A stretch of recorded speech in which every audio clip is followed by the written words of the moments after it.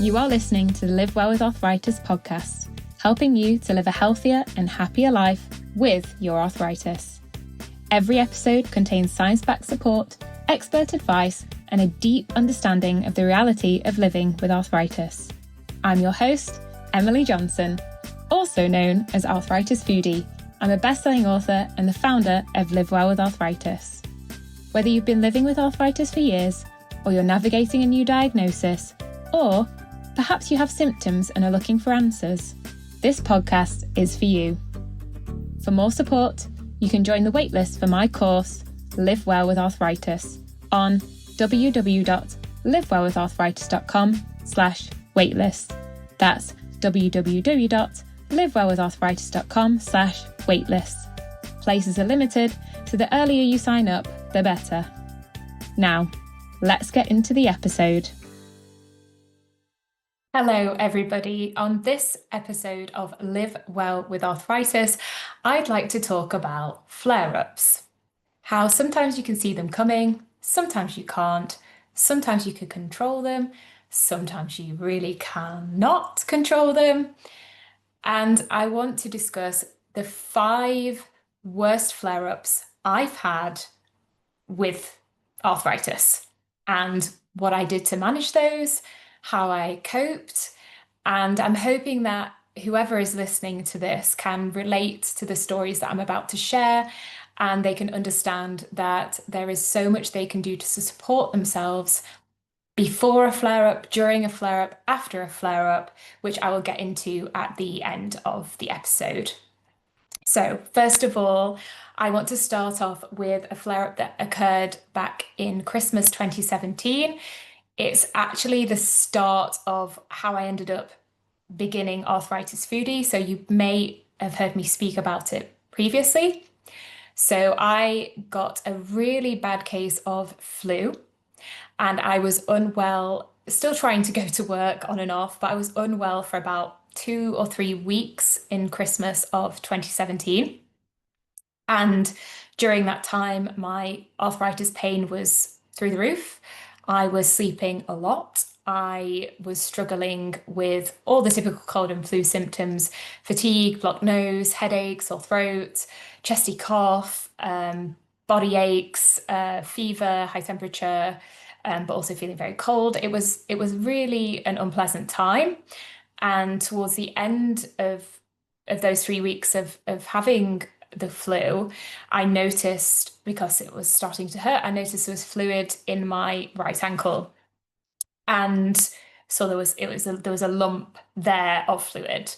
And I just felt just so upset and despondent and frustrated at my body. And I felt really alone with it at the time because I wasn't very open about my arthritis back then.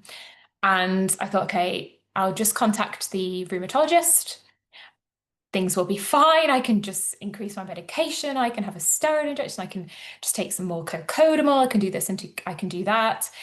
And unfortunately, those methods didn't really help.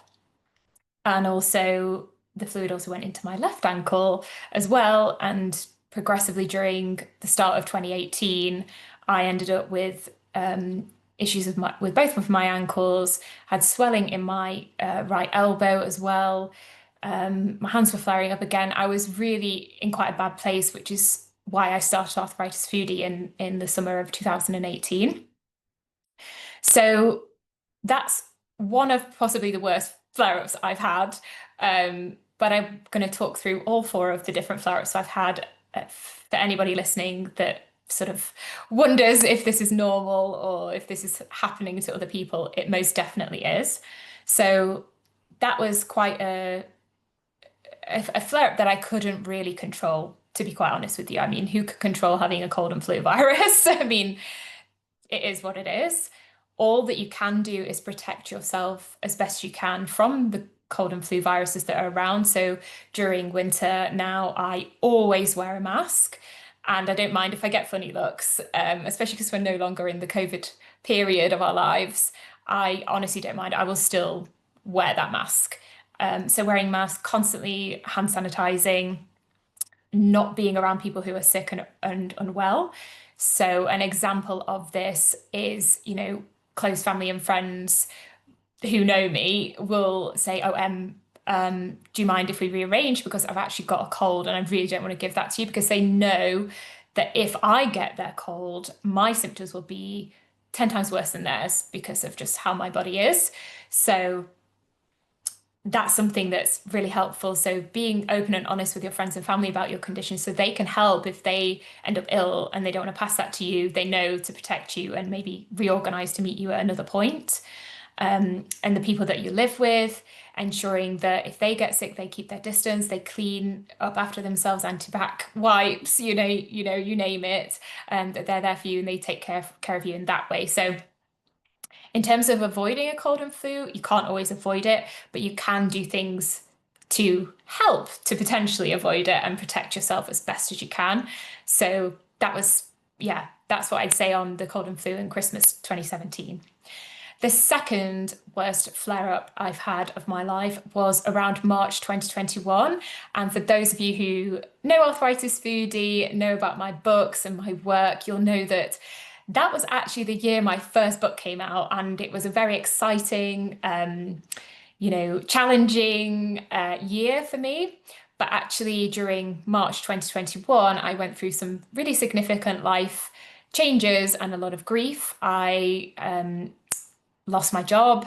I had to move house very quickly in the height of, it was still the height of COVID really in March 2021. It was still a difficult time period.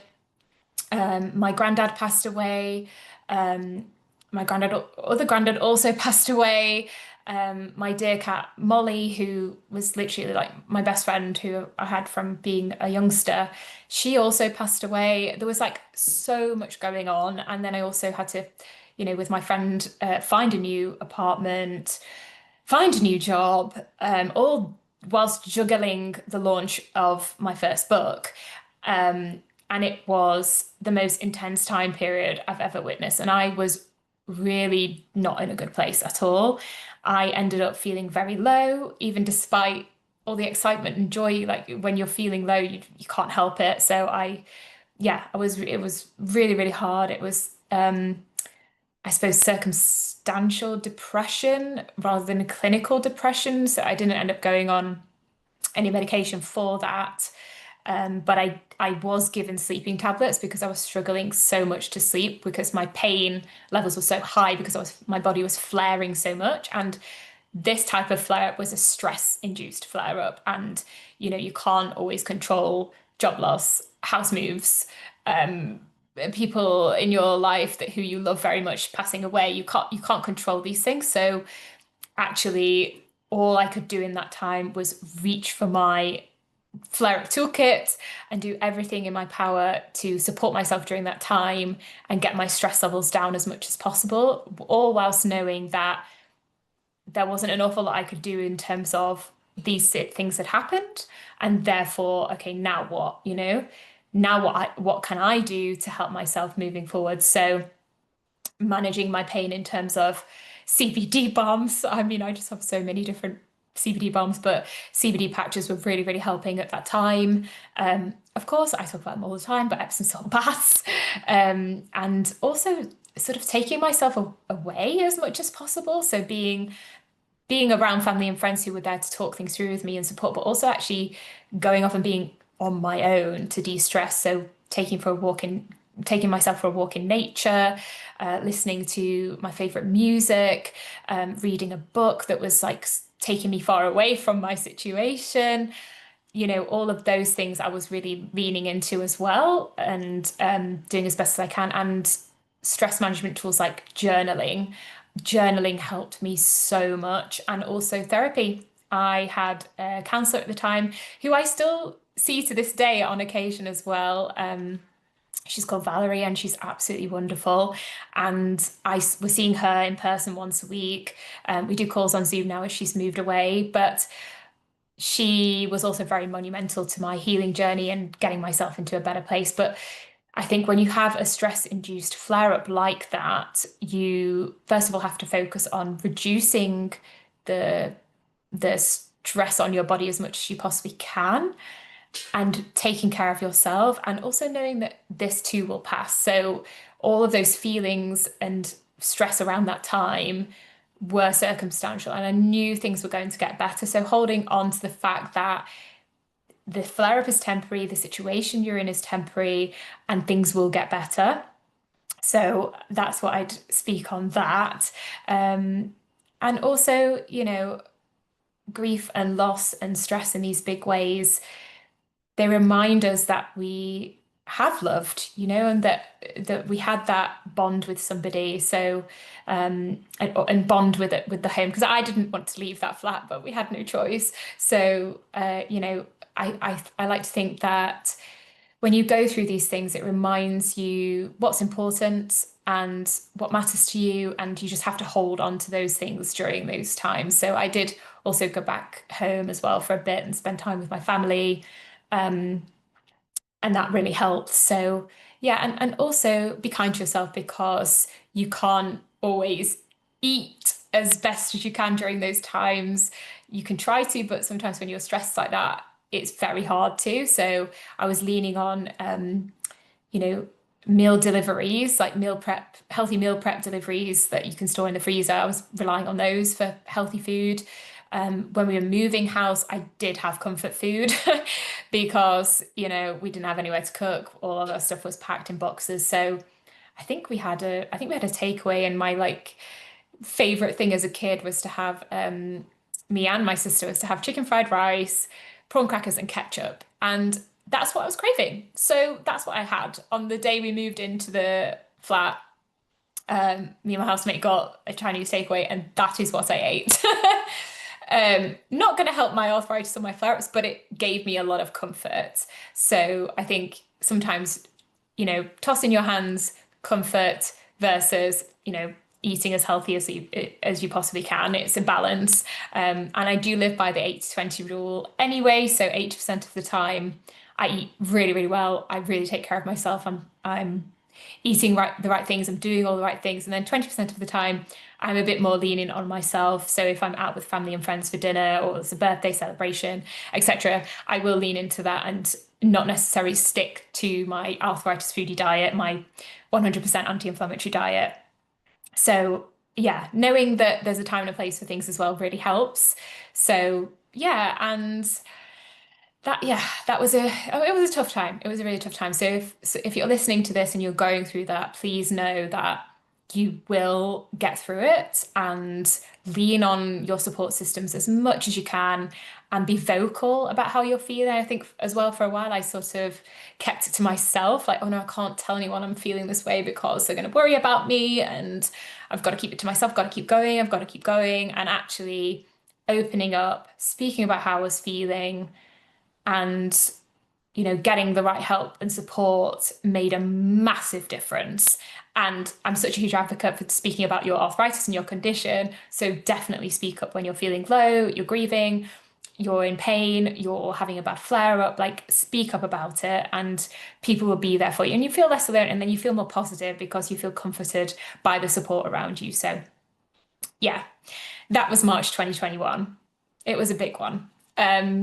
So the next one I'd like to speak about, the next flare up I had that was particularly bad, was a Halloween party that I went to back in 2022. And if you have been following along with my journey in this regard, I haven't spoken too much on it, but I may speak more about it.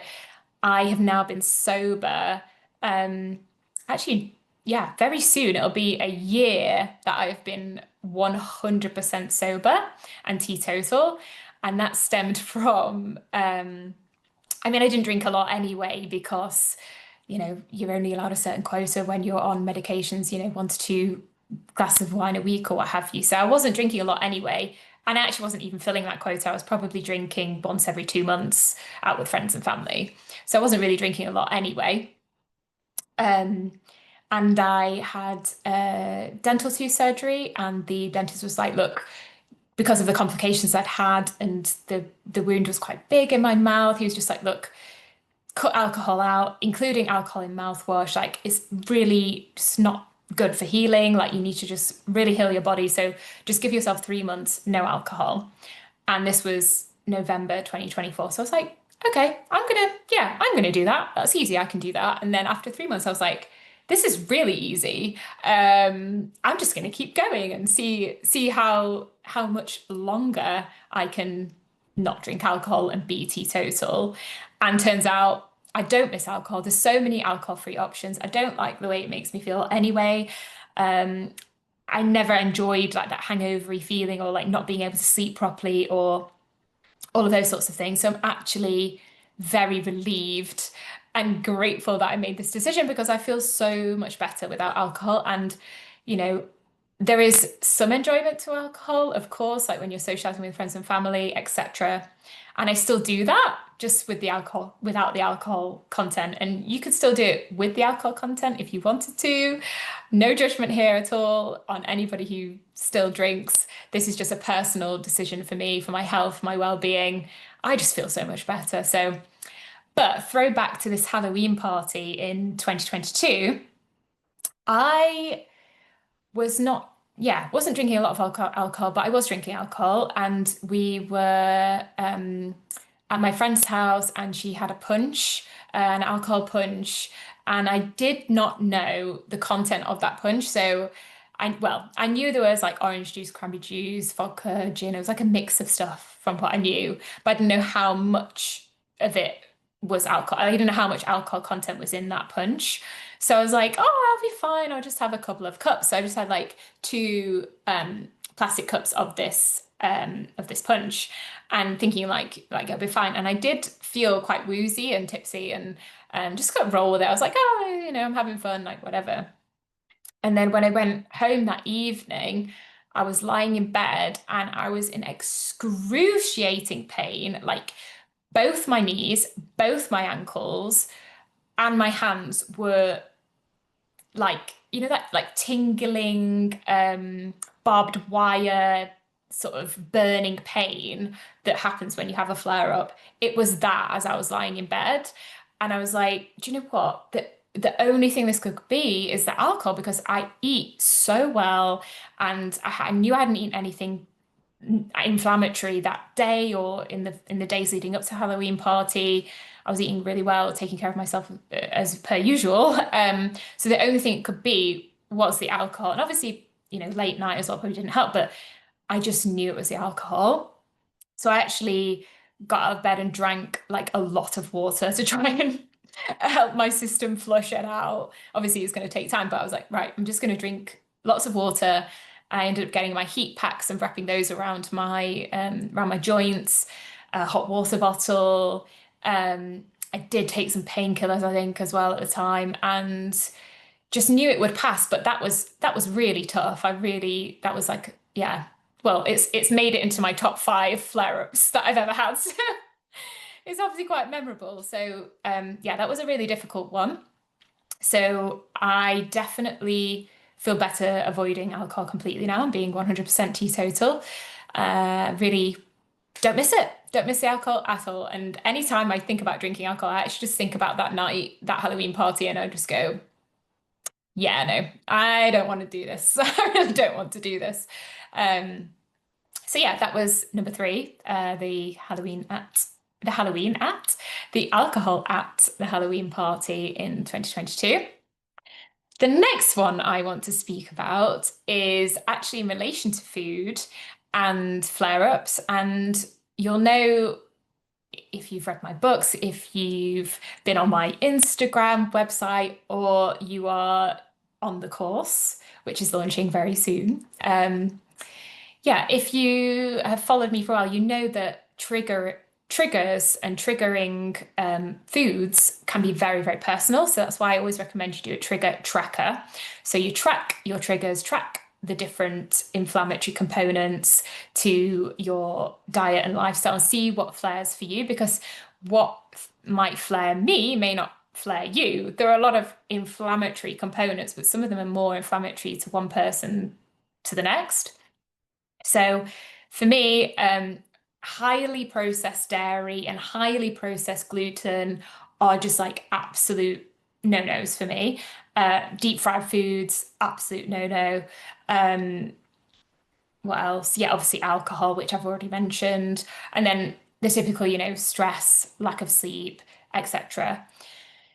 So knowing this, I thought, you know, I should be okay having a New York pizza. Not quite. I was away with my partner at the time in New York, visiting some friends. And, I was like 80-20 rule, I'm in New York, I should try a New York pizza, knowing that even though it was like highly rated, this pizza, I knew it was like, very processed American cheese, very processed bread, and like not, if I do have bread, it's sourdough and it's not every day, because I love to get my fiber in other ways, my lentils, my beans, brown rice, etc. Anyway, so I just thought, oh well, we're in New York. We've just seen what's it called? Cornelia Street, where Taylor Swift used to live. And I was just like, yeah, I'm like feeling good. I'm in New York. Like, let's try a New York pizza. Let's do this. This will be fun. And yeah, I had a slice and I thought, oh, it's okay. It tastes okay. I'm in New York. I'll have another slice. I think I had like two massive slices of this New York pizza.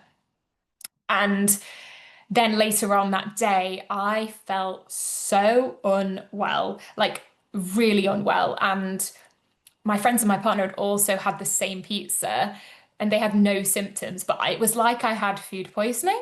Like, seriously, I was so poorly. I was lying in bed, like sweating, but felt freezing cold. I was rushing to the toilet. I felt incredibly fatigued. My joints were flared and swollen. And I just was lying there like, oh my gosh, how am I going to get this flight back home tomorrow? Like, yeah, it was bad. And so that journey home was a massive struggle. And I just remember thinking to myself, oh God, I'm so annoyed at myself. I know that this type of dairy really bothers me. I know this type of gluten really bothers me. But yeah, I still did it. So if you're listening to this and you sometimes do things in the moment that causes a flare up, please just be kind to yourself. In the end, I was just like, look, you wanted that pizza. It's fine. Like, it is what it is. Now it's just a case of, you know, the aftermath, recovery, crisis management, let's say, of your flare up. So, yeah, not fun. So yeah, that journey home was really not great. And also on the plane, I asked for the vegetarian option, but it was a lot of cheese. So I was like, I'm really sorry, I can't have dairy right now. Like, I really can't have dairy.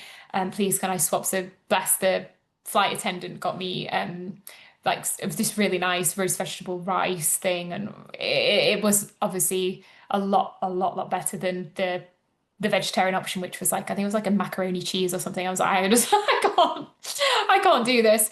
So yeah, then we got home and um my ankle, because of that, my ankle was quite swollen. Also, obviously, like the traveling, back and forth from New York, long haul flight ish, it's longer than a European flight. So my body was quite inflamed anyway and upset about that whole thing.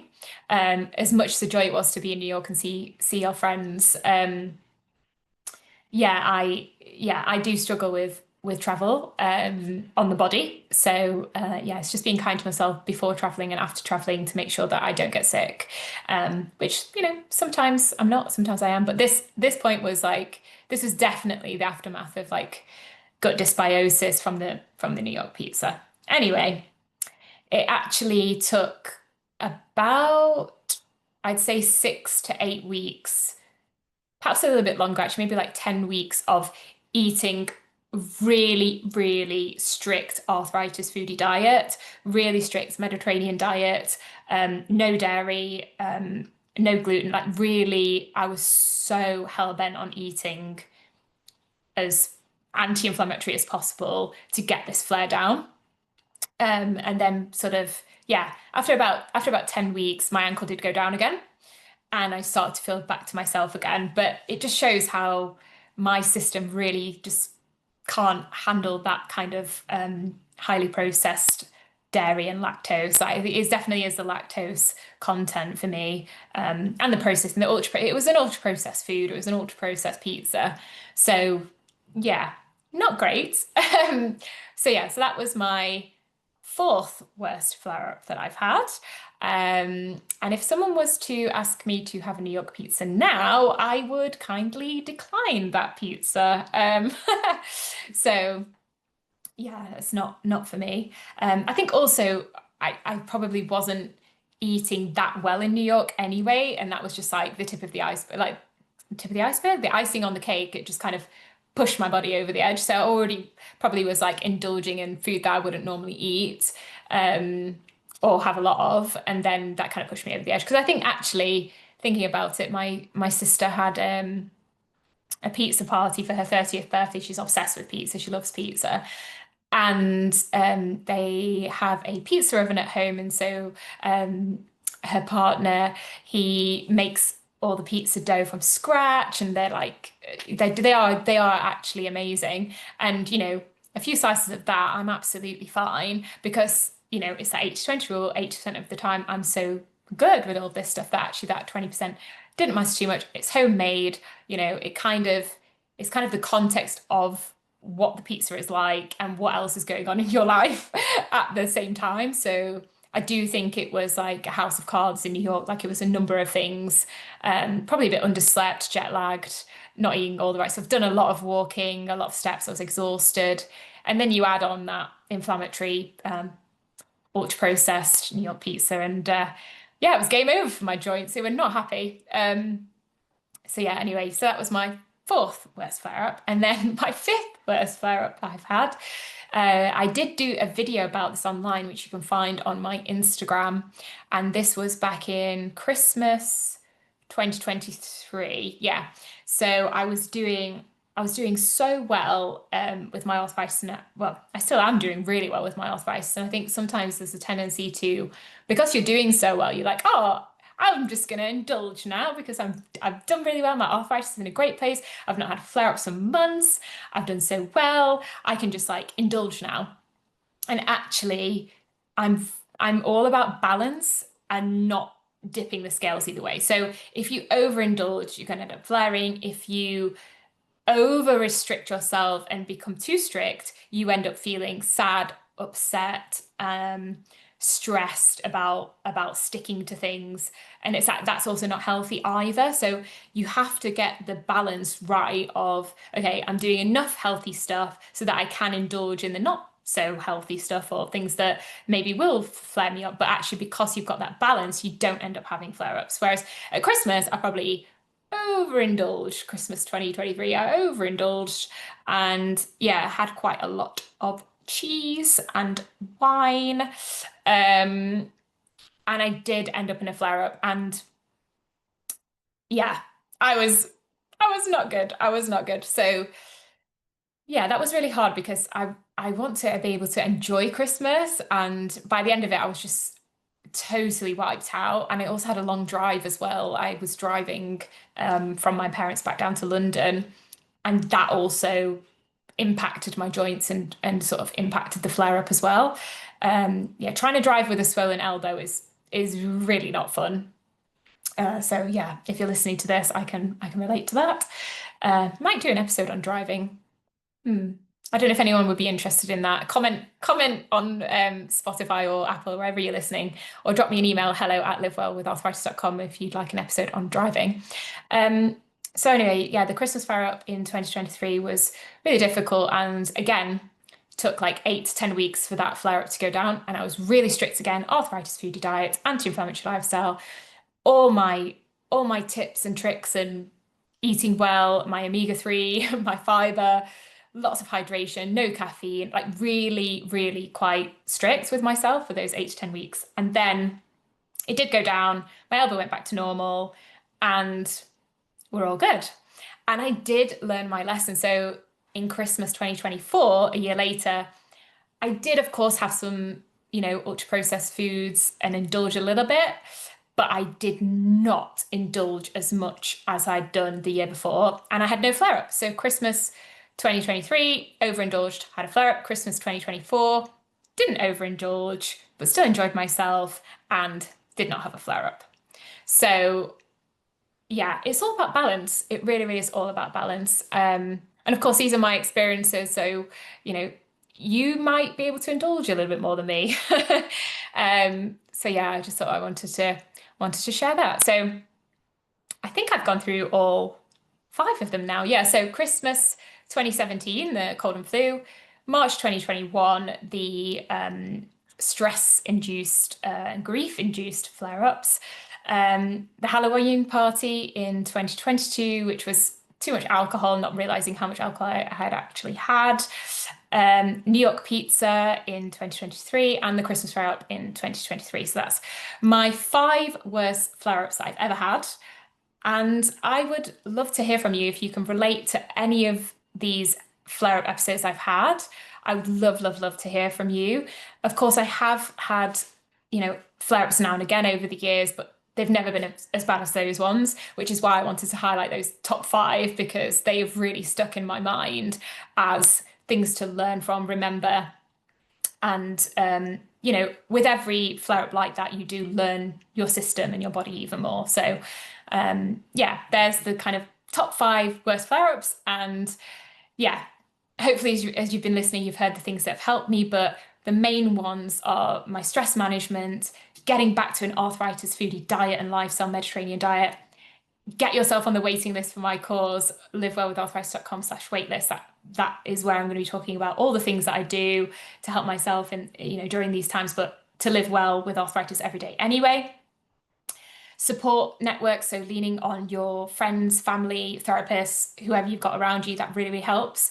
Your flare-up toolkit, so CBD, Epsom salt baths, all of those sorts of things, and being by yourself with it and just kind of, taking time away to journal, read, walk in nature, whatever it might be. Those 5 things I think are absolutely essential. So I really hope you've enjoyed this episode. As always, please, listen along to the following episodes. I've got some amazing guests coming on, follow, like, subscribe. Please reach out to me as well if you are listening every week and you're enjoying it. And if there's any topics you'd really like me to discuss, I would also love to hear from you. So yeah, thank you so much for listening, and I'll see you in the next episode. You've been listening to the Live Well with Arthritis podcast. If you're enjoying it, please follow and leave a review. I'd really love to hear from you. To sign up to the waitlist for the Live Well with Arthritis course, head to livewellwitharthritis.com/waitlist. For any questions or to suggest topics, email us over on hello@livewellwitharthritis.com. You can follow me over on @Arthritis Foodie, that's ARTHRITISFOODIE. And you can also follow Live Well with Arthritis on @LiveWellWithArthritis to stay tuned for the latest updates, news, podcast episodes, recipes, and a whole lot more. I'll see you there. Until next time, live well and lots of love from me to you. P.S. Before you go, I have to let you know that this podcast is presented solely for educational and entertainment purposes only. It is not intended as a substitute for the advice of your medical professional, whether that be your rheumatologist, GP, specialist, or other qualified professional. Thanks for listening, and I'll see you in the next episode.